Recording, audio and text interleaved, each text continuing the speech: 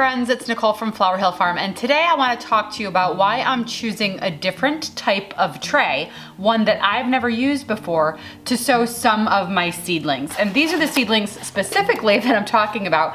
These are stock babies, and I'll talk about why I'm going to be using these trays here for stock seedlings coming up in just a bit. But first I wanted to talk to you about these.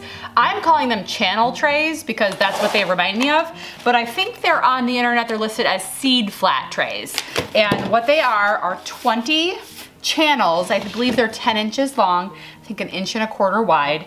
And they are for starting massive quantities of seeds in a very small space. So I first learned about these channel trays through my flower friend Gina. She is a grower that lives close to me. We talk every day. We exchange experiences and stuff like that. So she doesn't really have a whole lot of room for heat mat space. So she uses one of these. You can see they have drainage on the bottom. There are pros and cons to these, and I'll talk about both. Let's start with the pros of using these channel trays.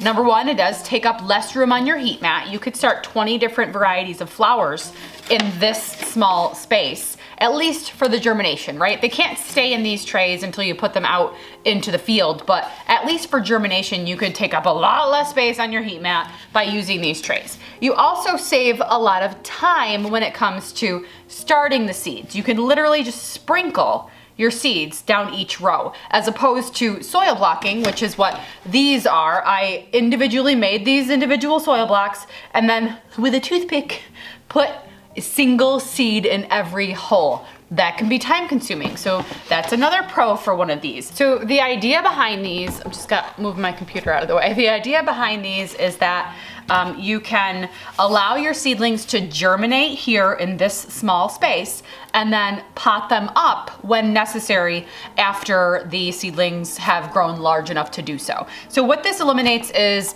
empty space on your grow lights on your shelves, because say the seedling only has 80% germination, and so 20% of your plugs or your soil blocks are going to be empty because of that germination. So what this does is allows you to kind of pick your seedlings and fill those plug trays. So there are lots of pros in the pro column. Let's talk about the cons in the cons column. There's a couple that stick out to me, and if you guys know of any pros and cons of using these channel trays, if you use them, if you have an experience with them, I want to hear in the comments. Let me know what you think. So the con for me is two things basically. The amount of time that it takes to pot stuff up. I've done it before with Lysianthus and snapdragons. It is time consuming, but then again, you're saving time on starting the seeds. So does it even out? What's more time consuming? Individually doing the soil block with one seed at a time, or potting up the seedlings when it's time? So you can kind of say that those even each other out. And the only other con that I can think of is that these do not fit in a traditional 10-20 tray. They just don't water well in them. You have to get a shallow germination tray. So it's extra material that you have to buy to use these. But I only have 5 of these, so I only had to purchase 5 of the shallow trays. It's not like the regular 10-20 trays where I have to buy a couple hundred of them in order to get through my season. So that's, I guess, the other con for me is that it's not a standard tray. Okay, so today I'm going to be planting some things in these, and the thing that I'm going to focus on today in this video is stock. So stock is something that I grew last year, and I had a lot of great success with the stock itself, but I didn't have as many doubles as I wanted to, and the doubles are the things that are really the showstoppers. And if you're selling to a florist or if you're doing wedding work, that's what everyone wants to see, are the doubles. Now the doubles, well, you have to work for them. So even right on the website when you're ordering it, you're told that only 55% of the seedlings that germinate are going to be double flowering stock. A lot of people don't want to waste space in their hoop house. That's valuable real estate, right? You don't want to waste space on a flower that's not going to bring you the biggest buck. Last year, I didn't really care. I grew all of them. I think the single flowering stock is just as beautiful, but I know it's not as in demand as the double flowering stock. So this year, especially in my hoop house, I'm going to make sure that that space is being used to potential. So that's where stock is coming into play. And this year I am going to cull for double. And I know this isn't for everyone, but it definitely, if you're a professional cut flower grower, you're familiar with the culling of the single stocks. That's where my first mistake of the season comes into play. So I did not use the channel tray for my first round of stock. I used soil blocks. So these are, there's 100 on this tray, 100 on this tray, and 100 on this tray. So here are 300 stock seedlings, and I had pretty decent germination. I would say a 95% germination, except for more than half of these are singles and are no good to me. So I decided that that's a horrible waste of space on my trays because half of these seedlings are no good. So how can I fix this? Well, I can fix this by sowing the stock in the channel trays and only potting up the stock that I know will make double flowers. So I'm gonna go ahead and fill one of my trays with the potting medium, and then we can go ahead and start some stock.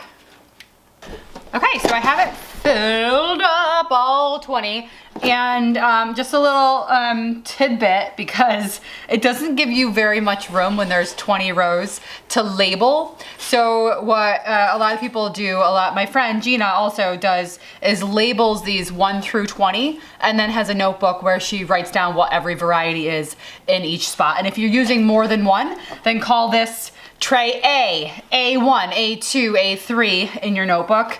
And that way you can keep track of what seedling is where, especially if you're doing like all snapdragons. So you're not gonna be able to visually tell the difference between the seedlings. So make sure you label, even if you're just doing the letter and number combo. Okay, so I'm gonna get a notebook so I can keep track. Okay, I moved my stock babies out of the way somewhere. That bench looks great. Okay, so tray A, because I don't know if I'm gonna be using more than one of these this season. I might do snapdragons in them, we'll see. We will see. Okay, so tray A, row 1. So A1, I feel like I'm playing Battleship. Okay, my stock seedlings right here, my little seeds. We've got, oh, I forgot I have this mix from last year. I should probably use the rest of that. So I'll use the Cat's Formula mix. And I'm just gonna sprinkle it all the way down. There are a lot of seeds here.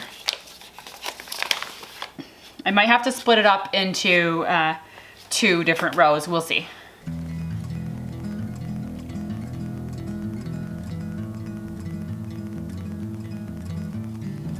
Oh yeah, we've got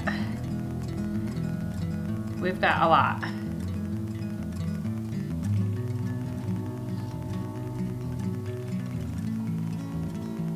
I've got 5 rows of this. There were 1,000 seeds in this packet. Okay, so I'm gonna adjust my thing. So it's A1 through 5. So 5 rows, because there were 1,000 seeds, give or take probably 60 that I used last year. So there were 1,000 seeds in this packet. I'm trying to be really good about using my seeds in a season because I do realize that the germination rate does go down every year. But these ones are pretty good. This is the Iron Cherry stock. This is also from last year, and there'll be just 1 row of this.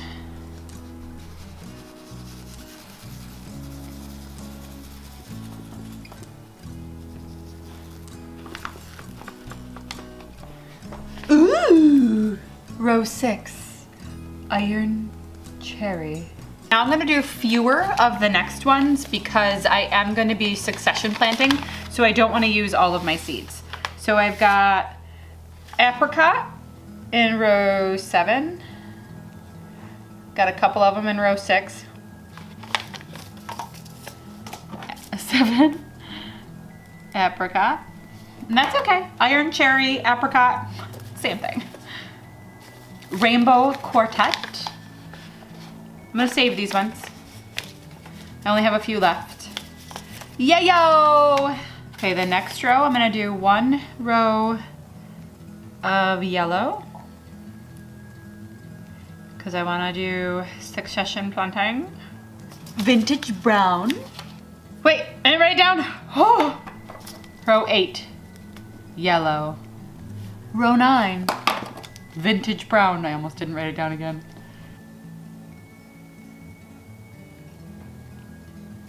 I've seen some farmers pack these in so densely and then just pluck everything out, pot them up.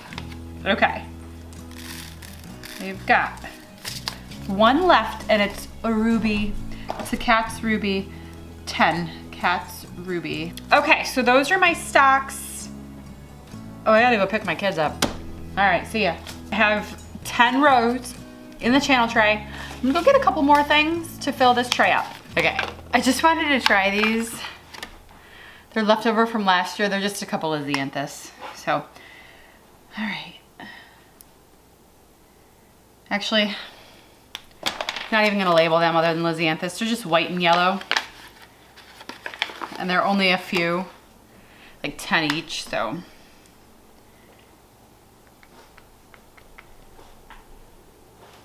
Ooh, maybe there's a little more than 10. Row 11, ABC yellow, and white. Now I'm going to gently mist the seeds. Do you guys ever feel like, I don't know, sometimes when I'm misting the seeds, I always feel like, activate. I feel like it's like the thing that says, okay, come to life now. Okay, so I'm gonna make these guys a little bit moist. Spittle spattle. And then I want to talk to you guys about stock. All right, I'm gonna give it a little bit of vermiculite.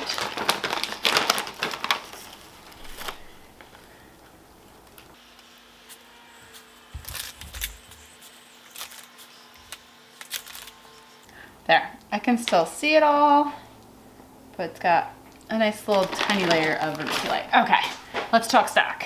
This is a 10-20 tray. This isn't a shallow tray, but for watering, you really do need a shallow germination tray. You have to put so much water to even hit the bottom of these channel trays. It's crazy. So, okay, stock.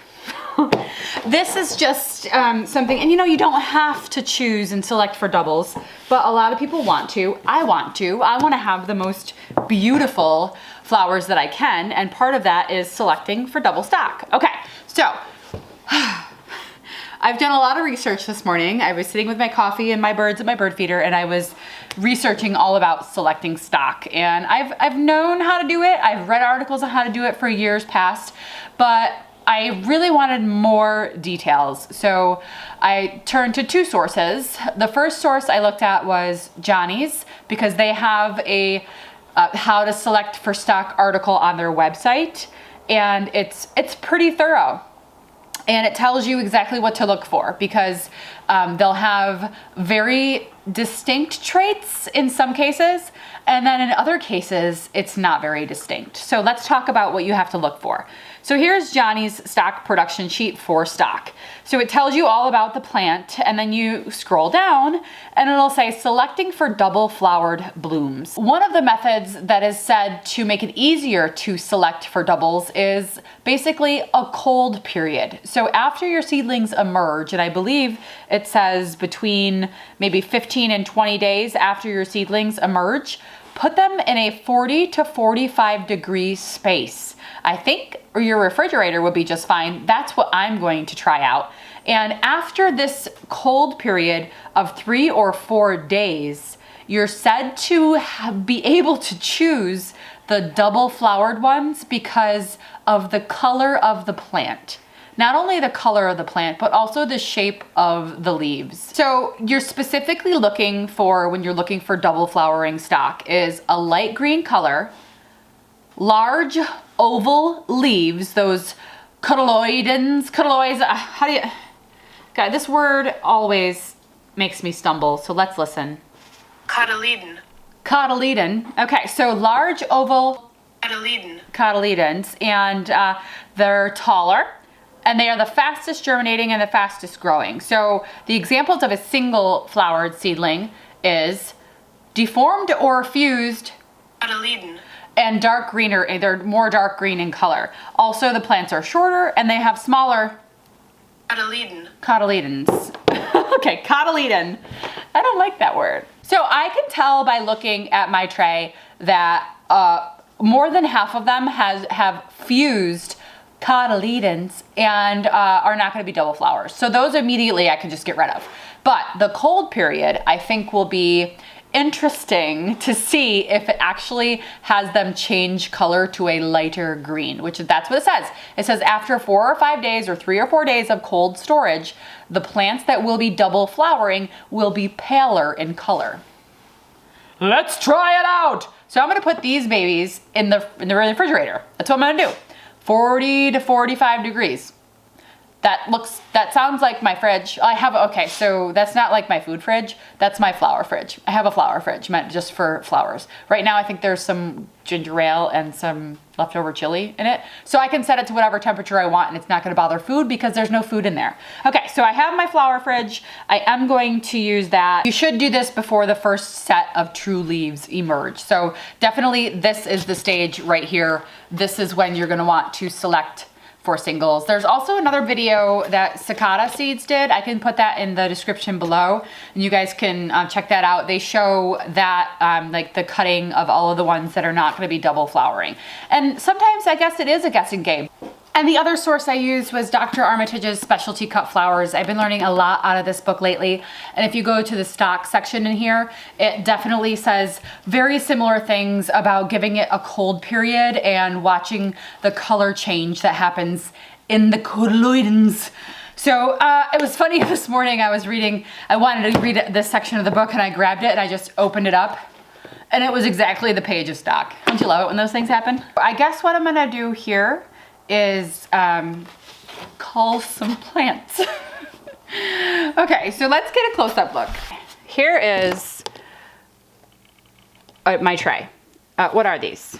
Vintage brown. Okay, vintage brown. I feel like this is the one that actually did the best when it comes to double versus single at first glance. Like this one has a fused cotyledon. So this one, that's junk. Am I just gonna take the soil block out? I am. So that one's junk. Like this one, it's a fused cotyledon. Every time I say it, it's gonna be in that voice. Okay, but look, oh, look at the roots, so cute. Okay, so there's a few more. I'm gonna let them be for now. And then over here, this is the Cat's Ruby stock. And you can see I actually have a lot more that are singles right off the bat. Like boom, boom, boom, boom, boom. Like, I mean, this one's only got one cotyledon. So it's just, that one's even a cup-shaped one, which it does say anything that's cup-shaped will probably be a single. So see how much of the tray is basically wasted space because of that. And this is why I decided to use the channel trays for stock, because now all of the space on my shelf will be dedicated to double flowering stock. Now I know next year, do it in the channel trays first. What was I thinking? So, I mean, like I said, not everyone is gonna want to get rid of the single flowering stock, but if this is your profession and this is what you're doing and you're wanting to sell to florists, I know my florist is very interested in the double flowering stock. They kind of had a little bit of a freak out last year when they found out I was growing it. So in my case, it makes sense to make sure that my stock is going to bring the most value to my farm. And stock, I don't know if you know this, smells amazing. It is one of the most, what is the word when it smells really, really good, but it doesn't, like, I don't want to say, I guess it's one of the most powerful scents in the flower world. And it's up there with like a daffodil. Like it's potent, but in a good way. For me anyway. I know some people can't handle it. But anyway, so that's my thought process behind why I'm using this new method of channel starting especially when it comes to stock. I know there's a local farm that does almost all of their seedlings like this. And honestly, it starts your seeds real quick and then you spend hours potting them up. But honestly, that's something that I can do and I enjoy doing. I even have taken it into the living room before with a coffee table and my plug tray and watch a movie while I'm potting up Snapdragon babies, you know? So it's all about what you want to focus your time on. And I think focusing time on a full shelf of flowers that are going to bring value to my farm is worth it. So I'm looking forward to using the channel sowing method or the seed flat method more and more in the future. Anyway, thanks guys for sticking around. We'll see you soon. I have this down here, just put a humidity dome on top of it and it's sitting on the heat mat, good to go. But I always think, well, what if they're shorter because they just got a late start germinating? Am I chopping the head off of a double because it's just a little bit of a late bloomer? I don't want to do that. But I'll do it, but I don't wanna. Oh my God, it's my mom.